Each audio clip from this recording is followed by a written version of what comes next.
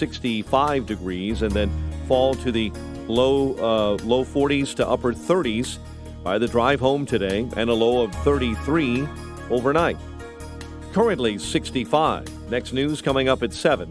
Chicago's Morning Answer with Dan and Amy continues next on AM 560. The Answer. This hourly segment is brought to you by Secure Retirement Radio with host Raj Shah. Sunday mornings at 7 on AM 560. The Answer. See Michelle Malkin, Sean Hannity, and Laura Logan at Freedom Summit 2019. Tickets on sale now at freedomsummitchicago.com. Good Friday morning. Amy Jacobson here. Sean Thompson sitting in for me, and I'm sitting in for Dan Prof. So thanks so much for coming in. I always get confused when someone says Good Friday morning. Why? I feel like I should be in church or something, throwing toast in my mouth. I don't know what that So you live part-time in Florida, right? Yeah. And you have to deal with hurricanes sometimes? Yeah. Do you ever board up your house? No, I sit on the roof and like Lieutenant Dan in Forrest Gump. It's just all you got. Well, you're not on the coast. I mean, how far away off the coast are you? Not that far. Okay, so it's in... Yeah, but you're one of those nonconformists, so you're going to survive every storm, right? No, and if I don't, can you think of a more exciting way to go rather than waiting for a union nurse to come to your room? Well, our next guest didn't have it so triumphantly as you would imagine in your hypothetical hurricane mind. Hurricane Dorian, as you know, Category 5. We heard about it recently because there's this dog rescue program going on, and they found this dog Miracle that was stuck underneath an air conditioning unit for 3 weeks. This little guy was trapped underneath an AC unit, and he's been there for 3 weeks. With how he has survived is a miracle. But I just love how, as Americans, we're so distracted. Like, oh, look at the cute puppy. But what about the people? Do you know there are still close to 2,500 people still missing, unaccounted for? Yeah, this is a problem that they've had since the 1850s. Yeah. What do you mean? With hurricanes? Yeah, yes. This is a bad problem. It's part of living there, but this one, it was Maybe we should catastrophic. figure out a way to get them off the island when it's coming. No, well, let's talk to our next guest. Her name is Krissy Synder. She does have a home with her husband and 10-year-old son on Great Ghana Cay. Good morning, Krissy. Thanks for joining us. Good morning, guys. How are you? Good. So you tell us, I spoke to you, 2 days ago about how you guys were going to stay and hunker down, and then at the last minute, your husband said, let's get out of here.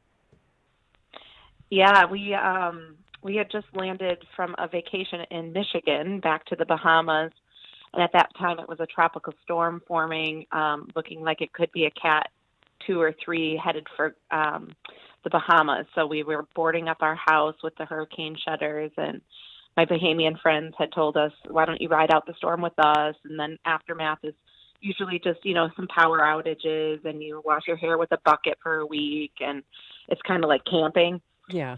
It all sounded kind of interesting, but it was our first hurricane to ride out since we were originally from Chicago and lived most of our lives in Chicago. So, but as Wednesday approached, we saw that the storm started to take on a little bit more force. It was about to hit Bahamian waters, which were very unusually warm for this time of year. And my husband made the call to evacuate, and we got the last 3 seats on the airplane on Thursday, and the storm hit around 8 o'clock Sunday morning. So, Kristen, as I'm listening to the story, I can't help but notice, what have we learned? 2 major things. Number 1, we don't listen to groups of people when they have an idea. Number 2, whenever your husband says something, don't argue. Okay. That's a smart son of a gun. So, Krissy, well, I'll tell you one thing I could argue with Sean. He told me to pack only 1 suitcase because we were only going to be gone for a week.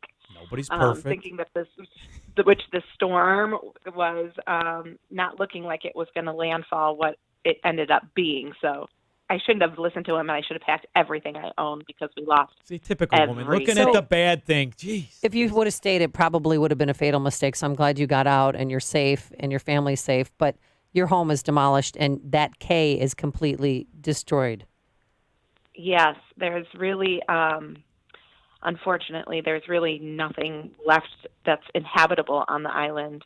We have about 150 year-round residents, lots of tourists that come to visit our beautiful island, and it's super well known for this bar called Nippers. It's a world-renowned beach bar that people from all over the world come. It's where Justin Bieber got engaged. It's It's a real fun place, but there's really nothing left but splinters of wood and piles of rubble. And there's 150 people that rode out the storm on the island and that did not evacuate. And miraculously, on our tiny little island, which is 7 miles long by 1 mile wide, every single person survived on our island. Not so much for Marsh Harbor, where my son goes to school. He takes a ferry boat to Marsh Harbor every day. And Marsh Harbor had the mass amount of casualties. I think you mentioned there's close to 2,000 people still missing. They can't remove the rubble because there's still people missing and buried, and it's all very sad. And but what we're talking like the American media shows dogs being rescued, and I haven't heard squat about these 2,000 plus people who are still missing. Who are there? Some of them Americans? Are they all Bohemians? Yes, this is my son's classmates. These are their parents and grandparents. These are people that went to our church on Marsh Harbor, our grocery store attendants. There's just a lot of people still missing. And there's a site that you can go and you can link up and say, mark yourself safe. And there's like 2,000 people still unaccounted for, whether they were washed out to sea or they're underneath the rubble and they can't be recognized. What's going on is the Bahamian government can only identify the bodies that they've found, and they can mark as this is an identified person. So they're only accounting it as 50 deaths or something like that. It's up to 61. Still a I lot just of checked. people missing. So the Bohemian government has no real codes for hurricane buildings. Is that correct? Like the home you lived in? There are codes. Yeah, my husband is a home builder. There's strict codes. Many of the homes on our island are considered hurricane proof. They have these really expensive windows. In fact, some of the windows you don't even put hurricane shutters because they're up to 180 mile an hour proof. Hurricane, my husband said if a 2x4 came through the glass, it should not shatter, but nobody can build a home to withstand what Dorian was. Was that 210 mile per hour winds? Yeah, sustained. So, but the other islands with the major damage, those were older construction, correct? So your island's fairly new in its development, isn't it? I mean, you think maybe that's why 150, you guys all lived. I mean, the whole island lived. I'm sure that had to have something to do with it. Well, I don't think it has to do really with the construction, Sean. It's and our island is not fairly new. It's been around for a long time. The development my husband works for is somewhat new, but a lot of these homes have these hurricane-proof concrete buildings, and they were shredded like they were cardboard. That's crazy. So how is this? I know your husband. I'm sorry. Go on. Go ahead. Well, your husband recently, he's there right now back at the K, right? Yes. So he landed 2 days ago. He's helping with the relief efforts, helping to clean up. He went to go look at the remnants of our home to find if there's any things left in the debris of substantial sentimental value. So he found his Cubs hat, which was like one of the only things that he found we lost all 4 walls of our beautiful oceanfront home. Nothing's really left. It's just a pile of rubble, but he did find his Cubs hat. So that was a big win for him. That's awesome. The Cubs haven't had a big win this year, but your husband did. Well, yeah, and then there's always hope for nothing. No, I know it's hard. We had a fire in my house when I was a kid, and people don't understand unless you've been through it how absolutely devastating it is. So where do you go from here? Well, you rebuild. Right now we are hoping to rebuild Guana, and right now we're seeking refuge here in Libertyville, Illinois. Our kind friends have opened their home to us and allowing us to stay with them, and until we can get back to our island. Right now it's uninhabitable. There's really no power or anything like that. There's a lot of people on the island volunteering, basically camping out, living on generated power and trying to piece together the island. But my husband, like I said, is in construction. We have big hopes to rebuild the island, create a greener island, try to be more off the grid, building solar panels, building energy efficient homes, and perhaps rebuilding the schools so that my son wouldn't have to take a ferry boat to Marsh Harbor, that they could self-sustaining, have schools on the island and medical clinics. So right now we're working really hard to raise funds because there is still devastation there. There is still people without food, water, and shelter. And it's really, really important. These are hospitable, amazing, faith-filled people who need our help. And like you said, the news cycle moves on, and this is an ongoing thing in the Bahamas. So if I wanted to send $50 so your husband could get a non-sports affiliated hat, where would I send it? Well, if you would like to donate, we are having a great fundraiser in Libertyville, Illinois at Mickey Finn's Brewery, October 23rd.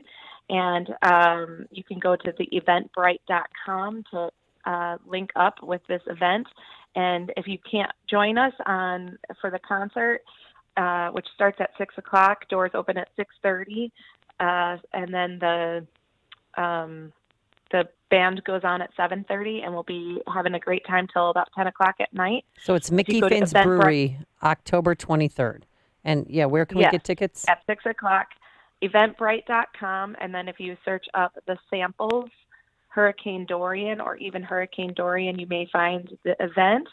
Otherwise, you could Google Great Guana Key Foundation is another great way to donate. I just want to reiterate that the Bahamian government and the U.S. government has not been on the ground helping these people.